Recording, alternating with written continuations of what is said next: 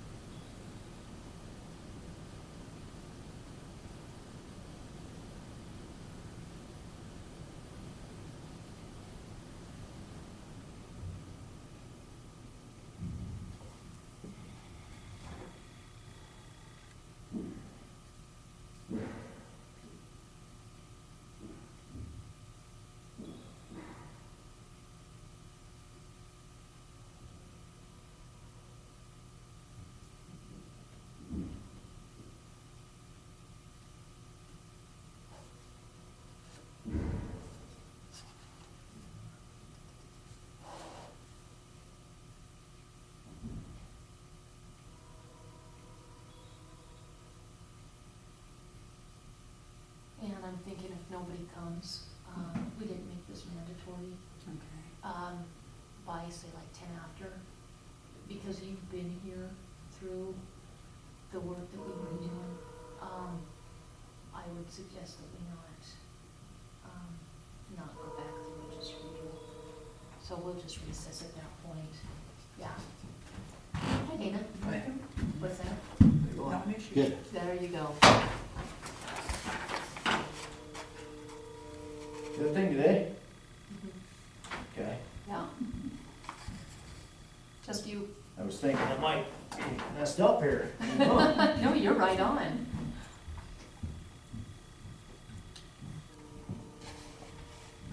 Corey had emailed on this subject too, that he wanted us to go through a more in-depth review, so I expect at least we'll have Dana and Corey and Doug by default.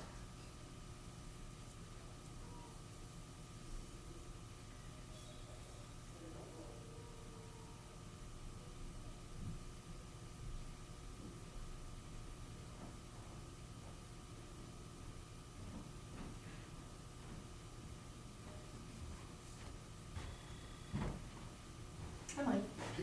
How are you? Good, how are you doing? All right. Good. Dana's here too, although you just don't see him. Yeah, I saw that. Okay. You went down the hall.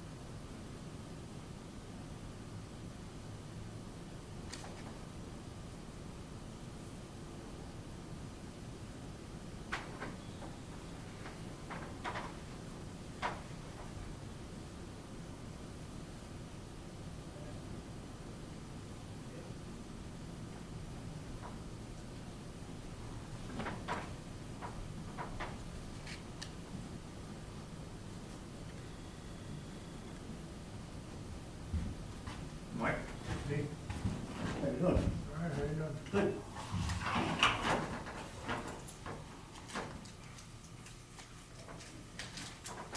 Gotta go get the candy. So lunch?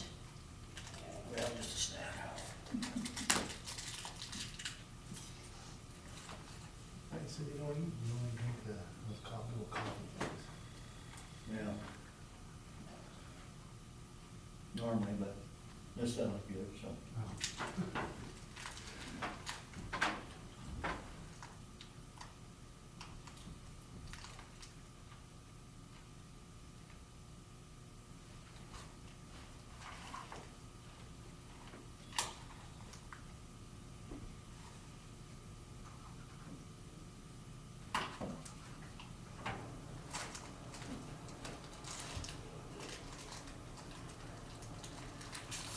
All right, you know what? Should we just get started? Might just be you guys, and Doug is here with Ann, and Nicole is excused. So basically, all we've been doing this is policy manual review, and all we've been doing is an update of the employee policies. They were last updated in 2010. We attempted this in 2013 with Jim Nyes. And then we got put on hold with Mako updating on our behalf. We decided to go that route because it'd be less expensive. Finally got those this year. Michelle went through and updated on our behalf, and then the commission has been working with Michelle in public meetings to make sure that Broadwater County stamp is on these. But they're mostly determined by MCA and Mako, so there's not a lot of changing we can do. We can add if you guys see anything. But Corey had asked that we do more of an in-depth page by page. Hi, Val. Hi. We won't do page by page, but we were just talking about the history of the policies, the need to update because they're old. There's MCA changes that need to be included. And Michelle's gonna come here and do an in-depth review of the policies so that, morning Debbie, so that everybody understands what their rights are, not only department heads to share with our staff, but employees will be invited as well, so that they're fully aware. Okay. I just started with the history of the policies, which you're well aware of, and so now we're gonna dig in. I'll just go quickly through them. Franklin, do you have yours? All right. Elaine is ill today, so send her your good thoughts, but I'm sure she's upset to be missing this riveting subject matter. So, so is Doug, yeah, no doubt. So the beginning is your basic legalese, your disclaimers, what the purpose of this is. Definitions. So on page 8,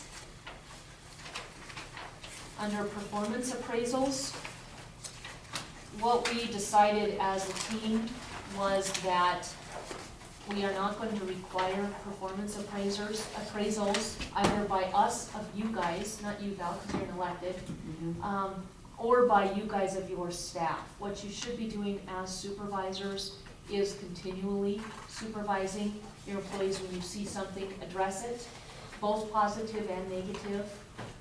Dana, I know you do safety meetings every morning. That is exactly what you should be doing. Well, we don't do safety meetings every Oh, okay, you do them very frequently. month. Yeah, once a month. Okay, don't you do a chat in the mornings, a Well, walkthrough, and I guess it's not safety, but it is. Yeah, so what you're doing, keep it up. The reason for that, and there was some debate, the reason for that is if you don't do performance appraisals correctly, they can be used against you. If you do it as just a mundane, every 6 months you meet and say you're doing a great job, keep it up. And then 2 months later you have a complaint, that employee can come back and say, well, my performance appraisal said I was doing superb. So that's the reason. If you don't do it right, they become a detriment. So we decided we're not gonna have them officially. So that's that. And if you guys have any feedback or any debate or any questions, just shout them out. We'll keep this informal. Employee grievance is on page 9. That's one of those, I think, each one of us is at one time or another had to look at that. Certainly, you're not going to memorize it, but should you need it, it's on page 9. And if something like that comes up, of course, Michelle would be, and Corey would be involved in that, so they'd be your partners. Timesheets and preparation of payroll is on page 11. In order to prepare county payrolls, it is policy that the county to have, it is policy, the policy of the county to have employees prepare and complete timesheets according to established guidelines. The time record will include, it includes everything at the bottom, supervisor's signature. This is something we should have been doing, we haven't been doing, it's just long-term practice that we weren't doing it, that we didn't address and adopt best practices. But from now on, starting today, the commission will be just signing your department heads' timesheets, not electeds again, just department heads. Oh, I was curious about that. I Yeah, thought, am I supposed to be filling all this time in, you know, No. for you guys? So I just was curious. I thought, well, if they want me to fill it in. but no. Yeah, you're not the only one who's confused. Mhm. Mine must be different, I don't have that on, mine is on page 11, so go ahead to the next sheet with this. Oh, I think, Franklin, you're looking at the old ones. From 2010, it looks like. No, mine says 11. Yeah, but Frank. Franklin's doesn't. Franklin's- Yours doesn't have 11? Doesn't have that. Thanks, Debbie. Yeah, I had printed the original out and they did the correction, so I just. That's the one I printed this morning. Right, thank you. Right, absolutely. Yeah, you'll be off a page or two here and there. Yeah, some of the That's it. editing might be off a page, Yeah. depending on which. Franklin was off by 5 years, so that, I'm glad you were able I to printed that address one that. this morning from, so Thank you. I forgot it already had, so. This is a draft. Yeah. So, page 12, garnishments. You guys have somebody that needs garnishments. You talked to Debbie, but also we're gonna have an HR administrator who will do kind of some of the, I don't know, more policy stuff. Correct me if I'm wrong, Debbie, on the terminology, but more of the everyday policy stuff that goes with HR. We're not sure who that'll be yet. It has been Debbie's office, but we're gonna have somebody who's actually tasked with that rather than a full-time employee that we just put more on. So, we'll be getting back to you on that. The garnishments, talk to Debbie and then the HR administrator. Usually I'm the last stop to see them, because they go like the Val and the judge, sign off on them, they file them with the agency, then they calculate and add their fees, and I get them to start deducting garnishments through payroll, All is what right. happens, is usually when I see those. So the first person to contact would be Michelle or Corey? If the employee knows they're getting stuff in the mail, because usually the court sends them stuff we're gonna garnish, Okay. if you have a chance to rebut, refuse, if they don't, or ignore it, then usually what happens, I think, when I see them go to Val or judge to sign off on them, and they get a filing with the courts. Ah, And then they go back to the agency for garnishments, and they come up with their fees, and here's the writ, and then I get a copy of that to execute the actual findings by the court, and then it runs about 90 days okay. before it expires, and then you have 90 days to either pay it in full, or another one will start. So I just execute those writs and take it out of their payroll. Thank you. That's all I do. All right, and educate me. So, And then the policy, we used to have, we've adopted a policy as a fee in payroll that we garnish, because it is a timely consuming thing, and for some people who have a huge one, it's a couple years. And so there's a garnishment fee every time I get a new writ. They get charged that first new writ to help offset some of our costs and time, and it just goes back into the general fund. oh, okay. All right, also good to know. And we haven't had child support in a while, but child support, that could be a change, because they like to do a lot of electronically now. So that would be another change if we ever have one again. Okay. It doesn't really talk about much in here, but there's a lot of federal and legal laws that I have to follow, so there's not too much on my end to change. And you're not the front end, you're the back end. Okay, good. Unfortunately, Yeah. I get to do the dirty work. Yeah, and I'm sure that's stressful on everybody, I don't like it, but no, it is what it is. yeah. That's why I encourage people. I think it has helped because everybody wants a piece of the fee. Courts give a fee, the garnishing agency gets a fee, we take a fee. By the time these people are all done, they pay twice for their bill to try to discourage them from being irresponsible, if they can help it. So I think it's helped because I don't see as many as I used to. Good, good. So I think it's helped, but we're just maybe being more responsible, I hope. Yeah, let's hope on both. So that's all I guess on my part. All right, thank you. 13, hours of work, meal breaks, rest breaks. That's detailed out a little bit more, but it's really the same as we had in our past policy. That whole section is kind of a repeat, but definitely review it. Credit cards and travel expenses, we had a memo a couple months ago about credit cards and receipts not being paid on time. You guys are none of the culprits, but if we have to address that again, it'll be in a memo, not in a policy. So that still stands, that memo. We did try and include it in policy, and it was deemed probably not a good idea. What page is that one on? 17. I've got a question. Sure. Page 14, I don't know if that's the correct requirement or not, but it says driver's license requirement. Yes. Just for the guys, the people that's gotta have a CDL. We gotta take examinations to have our CDL. I mean, and we pay for all this stuff. If we didn't have a county job where we needed this CDL, they wouldn't have it.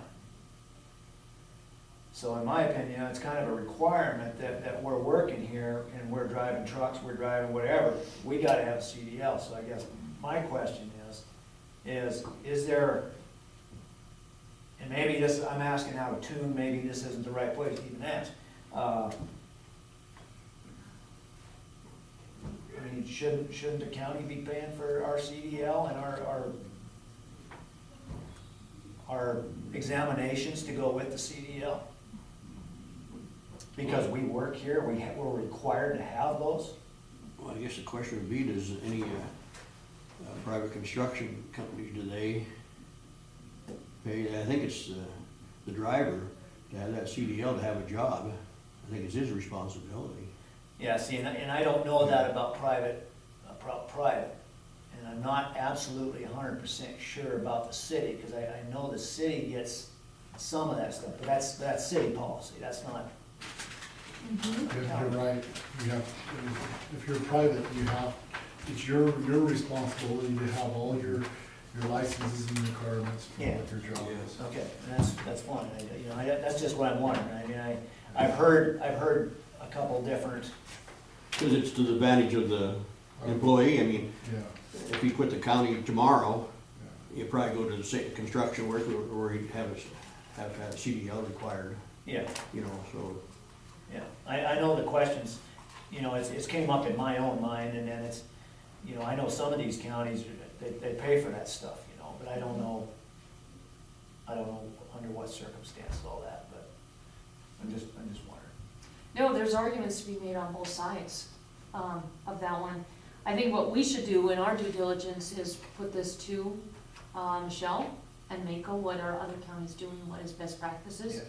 And if you have some arguments for or against, also send those to us, let us put it in writing so that we can go ahead and address those. Yeah, that's fine.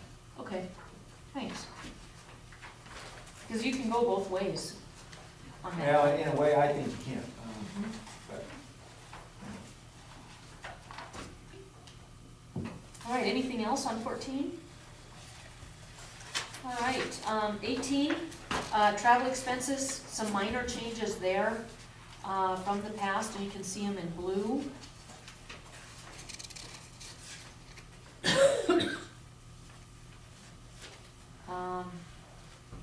One thing that we should be all doing is getting our ID cards.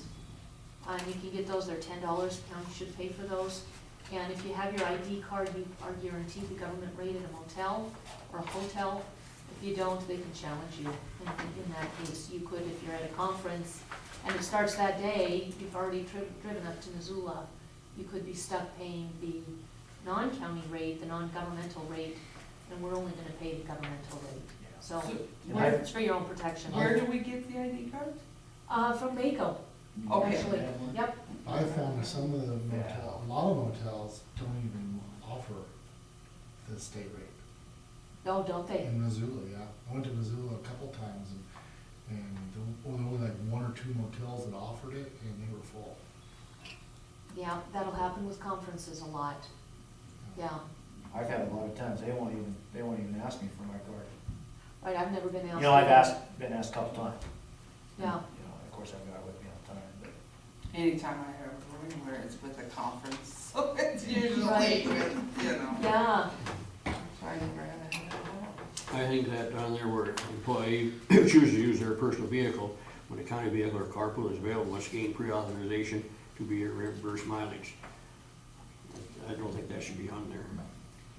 the reason that's on there, so that you guys are aware again, actually, there was really no debate on this, for the most part. Basically, there's a couple of things. One is our insurance is better if you are in a county vehicle traveling on county business. If you're in your personal vehicle traveling on county business and you get in a wreck and you kill somebody, they can sue you personally as well as the county, as well as anybody else their lawyer wants to go after. So for employee safety, that's one of the reasons that that's in there, employee protections. The other one is we can show that it is vastly less expensive for the county to have employees use the fleet vehicles than to be reimbursed at the federal rate. It all And works so- out the same cost. That's why they come up with that, whatever it is, so much a mile. Whether you got a fleet outfit, I mean, the county still pays the same thing. The only break there might be, the county might have a little break in the insurance where they've got so many vehicles insured, but otherwise, there's, the cost is still there. The maintenance and everything else is still there, no matter what vehicle it is. Franklin, I accept your opinion on that. We have numbers that actually prove the opposite. If you'd like to refute that, I would ask you to please bring forward some evidence so that we can look at evidence and data instead of opinions on some of these facts.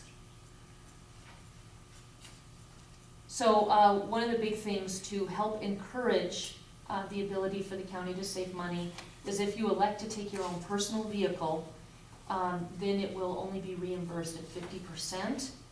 If your reason for taking your own vehicle is because the fleet is no longer available, or you want to combine it with something else, that's something we can negotiate with you. But if it's just that you don't want to use the fleet, that's fine, we'll still reimburse it at 50%. So instead of the 56.5, it would be half of that? Right, Okay. right. And that should be so. I mean, most people want to take their own vehicle anyway. If they can. Rather than have a county one. They can, they're absolutely And, welcome or to they do shouldn't that. be, the mileage should be the same. Well, you were the lone voice, but if you would like to, Jesus, I tell you. well, you know, it was you and me and Elaine and Michelle, so it was 4 people. You're the only one with this opinion, and that's fine. Again, bring forward Common arguments. sense opinions too.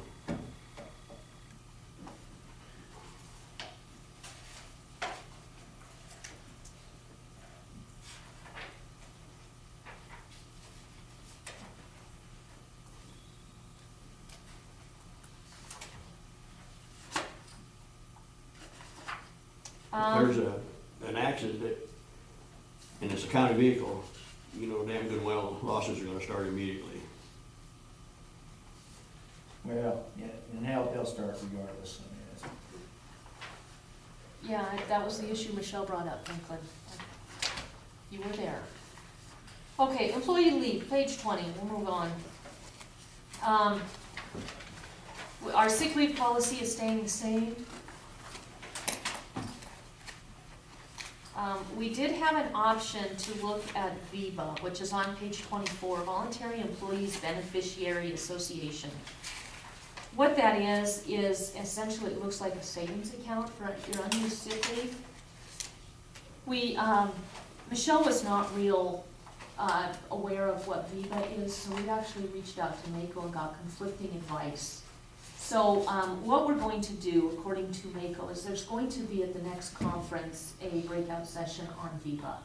What are the pros, what are the cons, should you, shouldn't you, what are the people using it, what do they say, what are the people who've opted not to say. So what we thought we would do is just leave this off for now and revisit it after the midwinter conference in February. If you guys have any arguments for why we should adopt it now, feel free to bring those forward. We'd be more than happy to listen to them. That conference is in February? It is February 1st, the week of February 1st in Helena. And something about the Mako fall conference and midwinter, it's open to all elected officials, and all department heads are always welcome to come. Any employee in the public's welcome to come as well. But it's a elected officials conference, not just commissioners, so anybody is welcome to come. That includes you guys. Well, there's some good stuff there, you know, I've been to one or two, there's got some, I got some decent stuff to listen to, Yeah, good ideas, so. and good debates, which can be valuable. Okay, so moving on, stop me if I'm going too fast, speed me up if I'm going too slow. Holidays, that was clarified. Previously, it was unclear what would happen if a holiday fell on Saturday, because actually the way it was written is you wouldn't get any holiday pay if it fell on Saturday, which we of course paid Friday. But according to our policy in MCA, it actually didn't state that you would. So that was cleaned up in the legislature and those policies. That's page 28. There you go.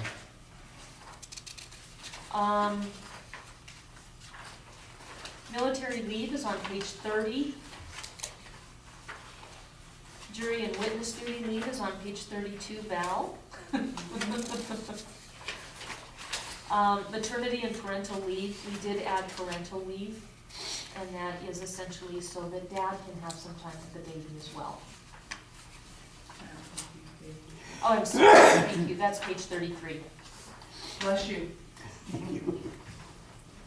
FMLA is on page 35, and the change there is from making it a 12-month period per event versus January to December. So if you applied and got FMLA, Family and Medical Leave Act, you were allowed a certain amount of time, 12 weeks.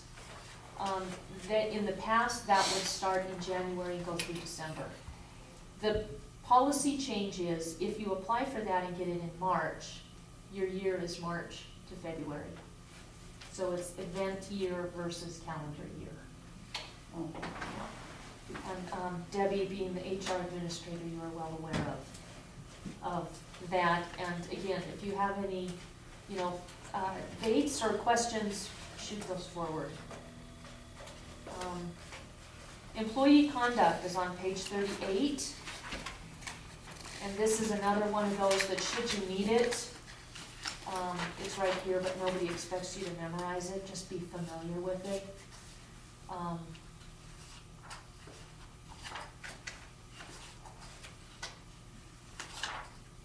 Ethics and conflict of interest policy, that's on page 42. Drug and alcohol-free workplace. With that, there's some things to read there. Smoke-free workplace. How does that compare with tobacco itself? I think the sign Thank says you. tobacco, which you have chewing, which is not a smoking tobacco, it is a smokeless tobacco. Yes, thank you. We added language that did state this is a tobacco-free campus. That includes smoking and tobacco use, chew. And it's a tough one, but when we see somebody, even the public, smoking or chewing, how many fires were set in the flower pots out front one summer? 6? That's, We got cigarette butts all over out back right now. yeah, they need to be going across the street, and we as the leaders of the county need to advise them, even if they're our friends, hey, this is a non-smoking campus. Okay, so, Across the street. so what happens if, you know, if I'm coming to work, you know, in the morning or at noon, and there's people over by the museum smoking, that's a no-no? It is They as well. should be, they Yeah. should be going elsewhere. I know that they work at the hospital and that's why they're over here smoking, but. Yeah, they, from the hospital, just pop across the street, it's all they need to do. And hopefully take a little coffee can with them so they don't throw butts in the neighbors' yards. They all grind up when you take it in, run the mower over. But yeah, that was done in, 10 years ago, I think, almost, For a while. yeah. You mean we can't drink beer at work? I know. Drink whiskey. Dang it. Some Fridays I could really use a beer. Yeah, water. That's the judges. I get water. You know, you're kidding, and so's the peanut gallery in the back Oh. room. Jeez. Computers, internet, and email. This is just a reminder, our IT department can get into anybody's email or computers at any time. The county computers, they are open.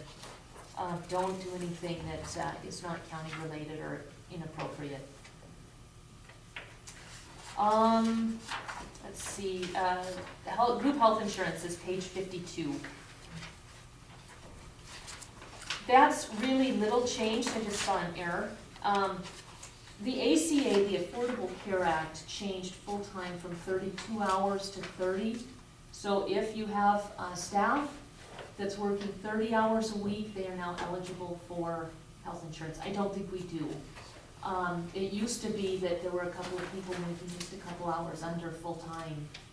We don't do that anymore, so it's really nothing for us to really worry about, but to definitely be aware of. So if you have somebody who's working 30 hours a week, they get health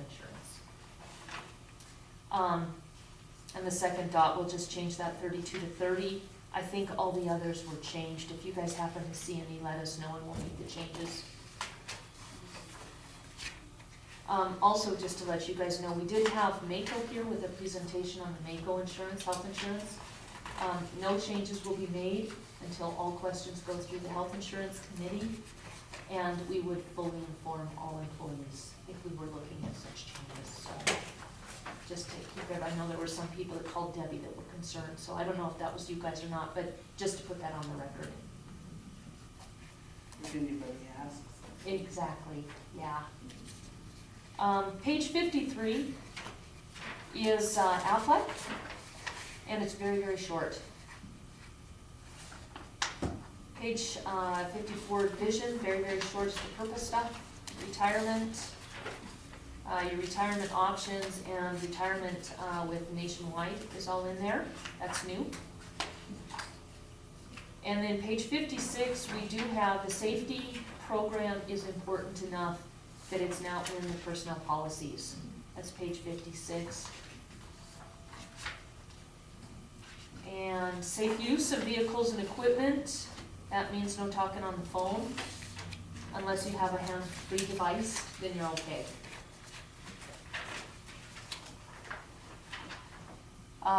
Weapons on county property, I think that's pretty self-explanatory, and then the rest are appendixes. Appendices. I went through that just a little bit earlier.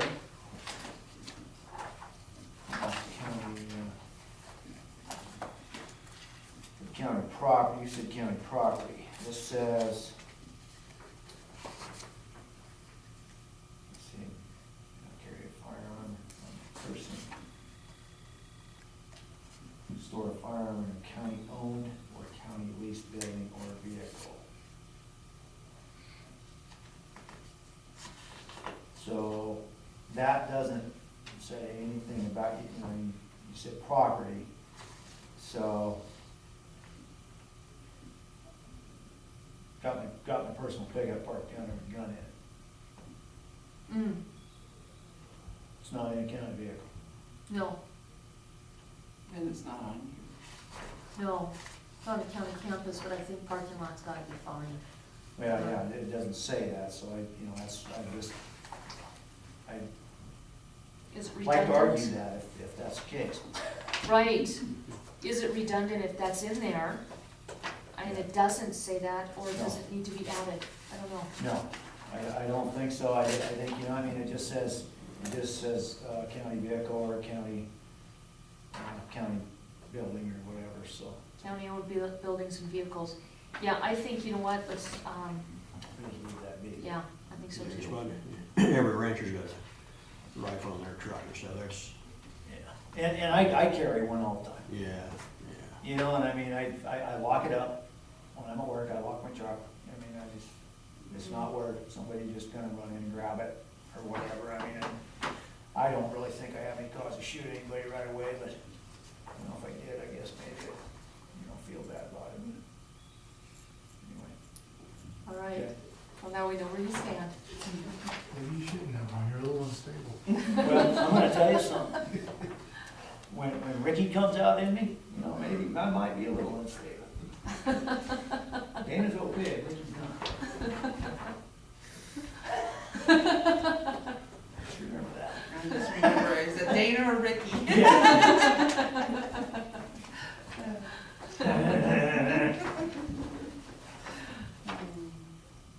All right, so Okay. we're done with this riveting half hour. You guys have any questions or concerns or comments, or Franklin, you have anything to add to the discussion? Concerns, et cetera? Not right now. All I right. do have a question from Okay. the payroll perspective. There's a lot more signature pages. Something I probably should be required to keep in their personnel file. Do they need to have a copy to prove they signed it, or just sign what's in the book and turn it in? Is it up to them if they wanna keep a copy? Or should I make a copy and give it back to them for their records? My thinking, Debbie, and maybe we can brainstorm this a little bit, but remember these that you did years ago? Yeah, it's in the front, yeah. the I wonder safety. if, instead of copying a bunch of pages, maybe we just do something like this, and then they sign at the bottom. And then when they get, new hires and old hires, when they get this, they get all those in the back as well, even though they're blank. They have the page in the front that says, you accepted and you signed, if that works. And what we'll do is we'll just replace what's inside this with this. Next time you have the meeting with Michelle, I could sit with you guys about the county vehicle thing. Okay, all right. I Absolutely. have little disagreements with a few things. Okay, excellent. Would you mark those up or come and see me and we'll talk about them? Yeah, and what I'd like to do is shoot them to her as she's got that HR experience, and either have her say, okay, we can take this out, or this is the reason for keeping it in. Or add more if that's what you wanna do too. So yeah, let's talk. Okay. So what do you got? Well, I don't charge the county for nothing hardly. I use my truck all the time, constantly. Yeah. I mean, I have to get materials that you can't get half the stuff I need here in this town. Or 3/4 of it, if not maybe even 90%. I mean, you want me to drive back and forth and charge county extra hours? Or I utilize my time when I go to town? Yeah, like when you're coming to work or whatever. I go home, sometimes I leave a little early to go home, and sometimes I don't. I understand. But I don't charge mileage, but, there's gonna be some discussion on that. Absolutely, absolutely. And the key in here is with approval. So any employee who says, I'm going to this conference and I want to stop and visit my sister, I'd rather take my own car because I shouldn't be taking the county vehicle to Shoto. That is certainly something we can work with any employee on. That's just an example, but there's a lot of things we can work with individuals on. Yeah. So,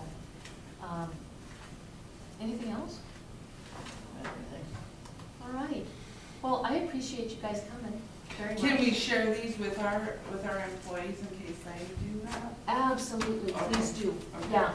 And then, like I said, Michelle's gonna do an in-depth training so that everybody is aware of all the changes and all the non-changes, everything that's in here that they may not have known before. For all employees or just? I think she's gonna do it, I hope she'll do it for all employees. I hope so too, because I think everybody needs to be here. I agree, and Because I'd there's like half to do these two guys, sessions. Two sessions, Even yeah, if we so pay we for can- it still. Yeah, just so, Yeah. somebody's in the office. Exactly, yeah, Yeah, if they got something to say, they can say it. absolutely, absolutely. Yeah, Okay. all right, thanks, All right, guys, Thank you. very Okay. much. Okay. And Franklin, is there anything for the good of the order, or else we will recess for lunch?